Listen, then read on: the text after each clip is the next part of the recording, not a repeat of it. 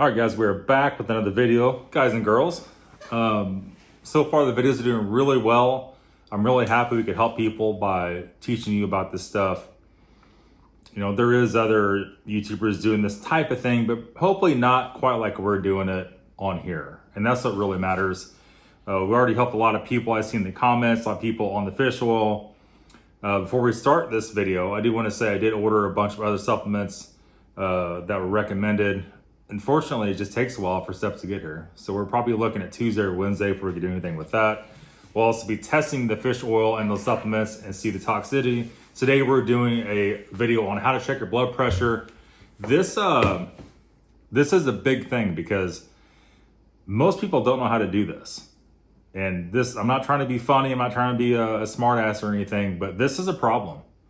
We'll start out with saying the current means of taking blood pressure is not the best. Any doctor will tell you that. It works, but it's not a great method. Everybody wants you to check your blood pressure as a resting blood pressure. Obviously, it'd be 120 over 80, or you're doing something wrong or below.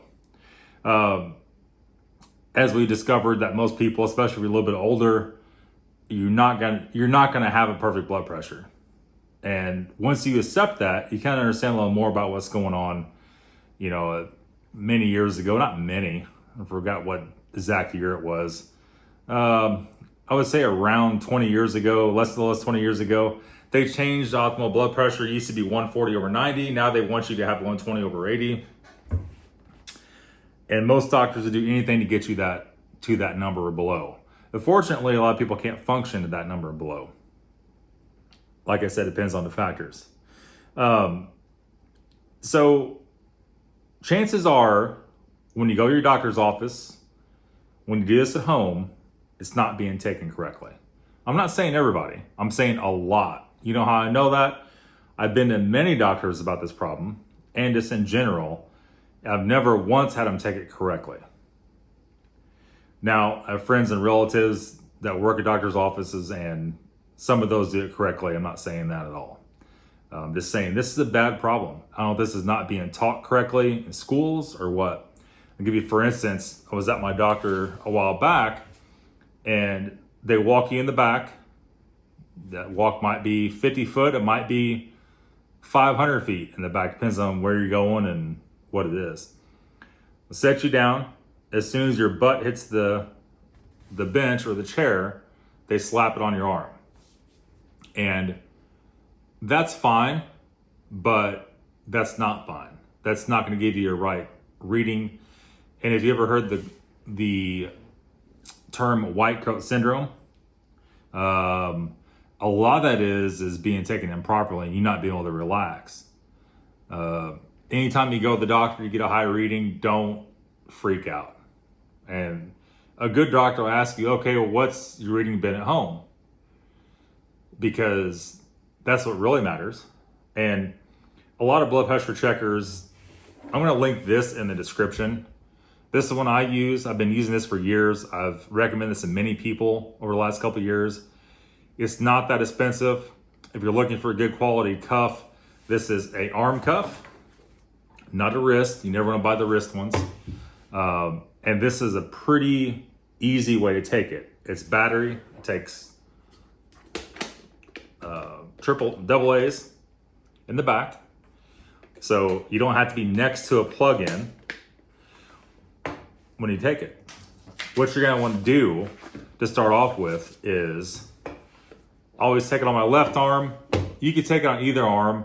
It doesn't really matter. It should not be very much different from left to right. If you have a massive difference from left to right, that could dictate an issue, right? You're gonna put it on, start with. It's gonna show you how to put it on. The tube that comes out of here is always going to face out like that, right? Can you see that? It's always gonna face out like that. And then you're gonna put it up on your arm. So hard to do one-handed. And you're gonna put it on your arm. And the right tightness is, you should be able to easily fit a finger into there, but not too much slack and not too tight. If you have it too tight or too loose, it's going to cause a problem. The biggest thing is, where a lot of doctors' offices miss this, is your arm must be near or level with your heart. That's the way everything's written up to take it, not dangling by. If you dangle it by your side, it's going to be higher. Some people, it might be a little bit higher. If you're like me, it'll be like 20 points higher. And, that's that situation. So here, if I took it here to do it correctly, I should have a pillow on my arm. It should be level with your heart, right? Every write-up you read on any kind of WebMD, Mayo Clinic, any of that kind of stuff, the sites that actually really matter, that's what it says. I don't know where in medical school, a lot of people's failed this. When even when I go to my doctor, I ask them about it. They have a bench with no armrest, no way to elevate your arm. And it's always high when I go in there. And the new nurse, the little girl, I'm probably in her 20s, I told her, I said, it's supposed to be level with your heart. Oh, I gotta go check out with the main nurse. Came back, she said, no, the main nurse said that's not right. It's gotta be down by your side. I said, excuse me? Thought, whatever, let them take it. It was a little bit high, it wasn't too bad. I told the little girl, I said, I know it's your boss, but that's not right. I know I'm just some random dude walking in there, right? But my brain works very well. I can pay attention very well. That's the write-up on it that you should be following. But you can't do it in this room. The rooms they put you in, there's nowhere to put your arm up. I can hold it up. It's going to be better than by your side, but you're still holding it up. Your arm's supposed to be rested easily. And the biggest thing is relaxing. What I had the most trouble with is getting relaxed enough to actually take this. So you're supposed to have your feet flat on the floor, not your legs crossed. If you put your legs up, if you're in a recliner with the legs up and you take it, it's going to be higher. It just is. I don't know why that is. Also, when you get up in the morning, for whatever reason, as far as I've known in my adult life and everybody you ask about this, that has to take their blood pressure a lot, if you check it within 10 or 15 minutes when you get up, it's always high. It's something with you're laying down, you're getting up, blood's getting flowing, it's going to be higher. It might be a lot higher. And so if you have to submit your blood pressure reading in to a doctor every day, I don't know what the situation may be, or you just want a quality reading, taking it as soon as you get up is not an option. Also, if you are on blood pressure meds, or even on the fish oil, if you're just coming to this channel, we substituted fish oil for blood pressure medicine, had wonderful results. I'll put a link in the description for that. I'm actually gonna put a link for krill oil in there instead of fish oil. I found some really good at that. But, that's the deal. You gotta know when and where to take it. If you take it in the morning before you take your medicine, obviously it's gonna be higher, right? It's gonna be higher. No matter what you're taking, it's wearing off before you take the next dose leading up to that.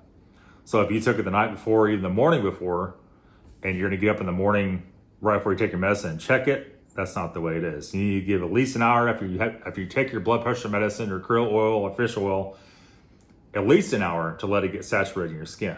When I take the fish oil, I could tell when I go to take it, my blood pressure is elevated. After I take it, with an hour or so after, I could feel everything calm down. I could tell that it's lower, and it is. So also another situation is dehydrated blood pressure check. Dehydrated blood pressure checking. If you go outside and you're sweating your butt off, if I go out and mow the yard or do this or do that, come in and take it, it'll be low. That's because you're semi-dehydrated. Or if you're just not drinking water, it'll be lower, right? Am I telling you to not drink water or any liquids and so you have low blood pressure? No, that's not correct at all. When you're dehydrated, you actually have less liquid in your body to keep your blood pressure up. That's not good at all. But if I go outside and work and sweat, come in, it's always low, really low. And You have to realize that too. There's a lot of options. And the next thing is you must relax. What I struggle the most with, as I was saying a while ago, is relaxing when I take my blood pressure. If I take it with my eyes open, my brain is going 100 miles an hour. Whether the TV's on or you're looking outside or even in the room, you see something needs to be done, it spikes it up. Is that an anxiety-based blood pressure issue?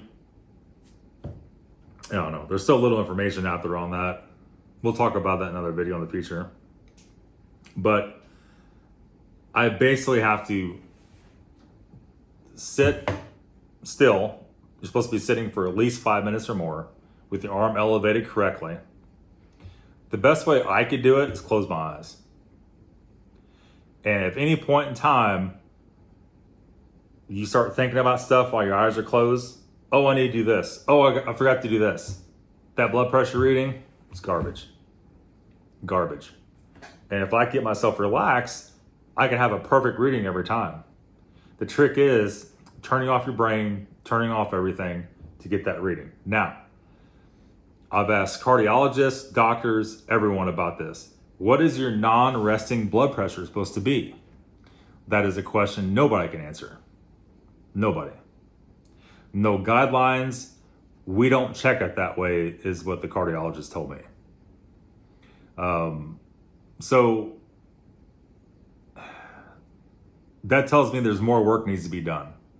The only guidelines is checking your blood pressure at full rest. Here's the thing. Day and night, I'm never at full rest. Maybe sometimes at night when you're sleeping. Maybe. Probably not, but maybe. From the time I wake up, the time I go to bed, I'm never at full rest. Ever, ever, ever, ever. So if I force my blood pressure down by making my mind shut off, everything go down, and it reads good, is that a real reading? Or am I falsely making your blood pressure go down just to get a good number? I don't think that's the right kind of reading. I'm here to say it. There's not a lot known about blood pressure in the medical field. It's take this, take that, take this pill. If that pill don't work, take this, this, and this. They pull the computer. Okay, this, and this. If this don't work, go this, and this. There's not a lot of preventative anything. This is treating the symptoms after they're already happened. Some doctors may have a natural way to address those before they put you on prescription meds, or they may say you need to lose weight. But just losing weight may not do anything for you, or it may do a lot. It depends on what kind of blood pressure you have. I have family members, first cousins, aunts and uncles that have the same thing that I have. Mine's hereditary. Is eating less salt gonna make it go down? For me, no, because I don't eat that much salt, right? If you eat a mind-numbing amount of salt compared to if you don't, what was the write-up on that? 3 to 5 point difference. I don't need 3 to 5 points down, or didn't. I needed 30 or 50 points lower. I get it, every little thing helps, but keep in mind, you have to judge yourself what's going on with your body. Just because somebody has a medical degree does not make them God. It does not. I'm sorry, but a lot of people are shaking their head, yeah, when I say that, because a lot of people know. Especially if you went through medical school, that doesn't mean you're a good doctor. It means you're able to pass through medical school. Some people are really good doctors, really good. Some people are really bad doctors. I know both of those. I've seen some disgusting people that were doctors that should have been probably in a mental institution instead of being a doctor. I don't make the rules. It's not my situation. I'm just telling you what I see in my own eyes. Whether you're going to any kind of doctor, doesn't matter. I've seen cancer doctors with my dad be, it's like, you need to be tranquilized, buddy. That's what my thoughts of seeing that doctor in action. You need some heavy sedation, some heavy sedatives, maybe one of those guns that you blow through and shoot rhinos with to tranquilize them. Something like that, you know? And then you have other people that genuinely want to help you. Your best situation is to find somebody that actually, truly wants to help you. That's a doctor. You still need a doctor no matter what. if something goes wrong and you try to go to the hospital, they're going to say, who's your primary care doctor? And if you don't have an answer, they're going to appoint you whatever, right? Some hospitals won't even take you. The one local by us won't even take you unless you have a current doctor in the network. I've seen that before too. It's an ugly situation. But anyhow, that's enough of my preaching for today. That's my experience with how to take your blood pressure properly. This is what the medical field states you should, how you should take it properly. Is there going to be more research done on blood pressure? I don't know. I'm having seriously doubts about that at this point.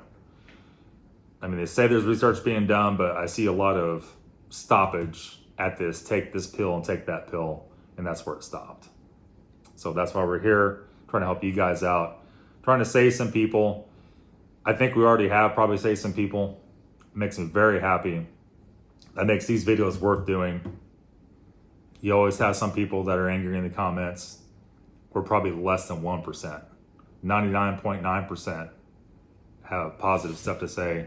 And I like doing this. We're going to keep going. Thanks for watching, guys. Have a good day. We'll see you later.